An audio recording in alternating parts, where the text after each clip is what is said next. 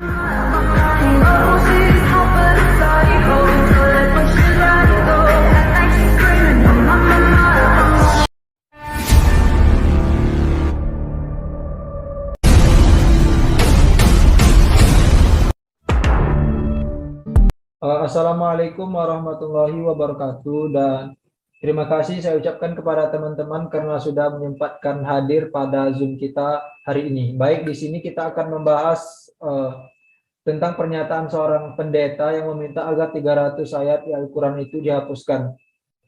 Yang berkaitan dengan tema kita yaitu kerukunan antar umat beragama. Sebelum itu, alangkah baiknya kita melihat videonya terlebih dahulu agar tidak terjadi kesalahan. Bahkan kalau perlu Pak, 300 ayat yang menjadi pemicu hidup intoleran, pemicu hidup radikal dan membenci orang lain karena beda agama, itu di skip atau direvisi atau dihapuskan dari Al-Quran Indonesia. Ini sangat berbahaya sekali. Nah, dari video tersebut saya memiliki beberapa pertanyaan untuk teman-teman. Pertama, saya ingin bertanya kepada Ferdi. Menurut Ferdi, bagaimana sih menanggapi video tersebut? Kemudian apa hubungannya dengan tema kita yaitu kerukunan antar umat beragama? Silakan Fer. Baik, terima kasih Iqmal. Menurut saya, apa yang disampaikan oleh oknum pendeta tersebut tentu saja salah. Karena yang pertama, apa yang disampaikan bukan merupakan hal yang dia kuasai. Seperti yang kita tahu, oknum pendeta tersebut berlatar belakang agama non-Islam. Sementara apa yang dia kritik merupakan kitab suci dari agama Islam. Yang kedua, media penyampaian dari oknum tersebut salah. Karena dia menyampaikannya dalam bentuk video yang kemudian tersebar luas di dunia maya. Hal ini tentu saja dapat menimbulkan keretakan hubungan antar umat beragama. Sekian pendapat dari saya, terima kasih. Baik, terima kasih kepada Ferdi. Bagaimana menurut Friska menanggapi video tersebut? Silakan Fris. Menurut saya, apa yang disampaikan pendeta itu termasuk salah satu faktor penyebab keretakan kerukunan antar pemeluk agama. Apalagi pendeta tersebut berpendapat tentang kitab suci agama Islam, yang dimana pendeta itu bilang kalau ayat Al-Quran mengandung tindakan radikalisme.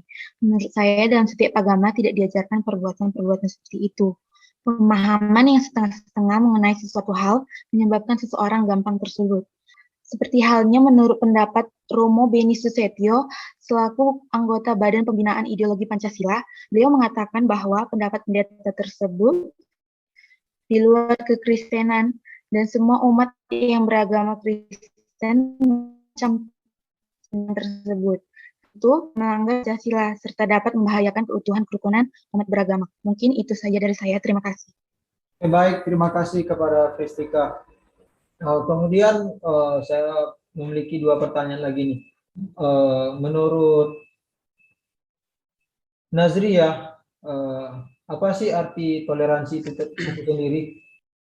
Baik, jadi menurut saya toleransi itu artinya adalah sikap tenggang rasa atau bisa kita bilang saling menghargai. Nah, saling menghargai ini kan tidak hanya dalam hal agama saja ya, bisa juga dalam hal menghargai pendapat orang lain, dalam hal gender. Jadi itulah menurut saya arti dari toleransi. Oke, Terima baik, kasih. terima kasih pada Nazri. Kemudian kepada Michael ya. Michael, menurut Michael bagaimana sih arti toleransi itu sendiri? Jadi kalau menurutku toleransi itu merupakan hal yang sering diagungkan dan diimpikan oleh banyak orang dari berbagai pihak, baik pemerintah, tokoh agama, aparat keamanan, bahkan seluruh masyarakat Indonesia, khususnya diri kita sendiri. Toleransi itu secara luas adalah sikap atau perilaku manusia yang tidak menyimpang dari nilai atau norma-norma agama, hukum budaya, di mana seseorang menghargai atau menghormati setiap yang orang lain lakukan. Mungkin itu saja dari saya. Terima kasih. Oke, terima kasih kepada Michael ya. Kemudian bagaimana menurut Juni? Apa sih sebenarnya toleransi itu?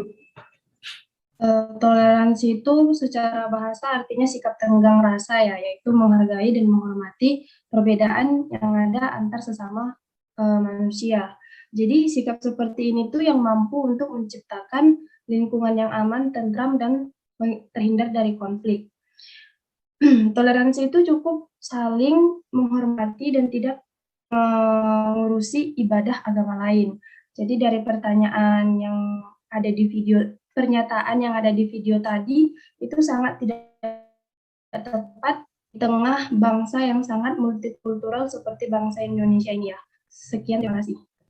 Baik, terima kasih kepada baik, terkait dengan pertanyaan pertama tadi, saya ingin juga bertanya kepada Yasrifa. Yasrif, bagaimana menurut kamu hubungannya dengan tema kita, yaitu kerukunan antar beragama? Silakan Yasrif. Pertama-tama saya akan menjelaskan pendapat Dirjen Dinas Islam Kemenak Bapak Kamarudin Amin tentang video tersebut. Dia menanggapi bahwa pernyataan ini sangat tidak tepat di tengah bangsa yang sangat beragam. Pernyataan ini sangatlah disayangkan dan bahkan berbahaya. Apa yang disampaikan itu menyentuh sisi paling fundamental dalam sebuah agama dan itu tentu membuat orang lain yang beragama Islam bisa marah karena provokasi yang disampaikan. Maka dari itu toleransi sangat penting dalam kehidupan bermasyarakat dan kita harus menjaga toleransi karena toleransi menghadirkan perdamaian dalam keberagaman dan menjaga kerukunan antar umat beragama. Sekian dari saya, terima kasih. Baik, terima kasih kepada Yasrif, cukup singkat dan padat ya. Kemudian ada ini untuk 2 orang lagi, pertanyaan terakhir. Bagaimana sebenarnya pengaplikasian sikap toleransi antar umat beragama? Dimulai kepada Abed dulu ya, silakan Abed.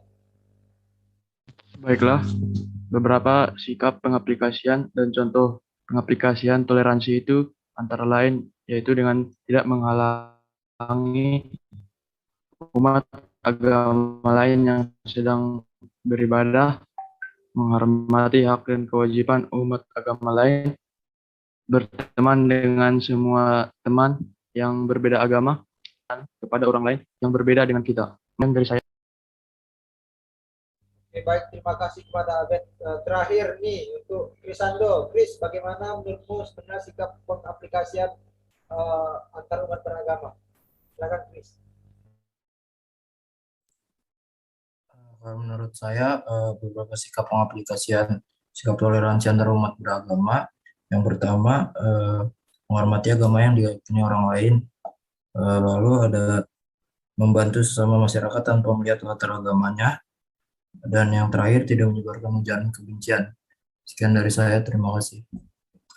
Oke, baik, terima kasih kepada teman-teman. Saya ucapkan karena sudah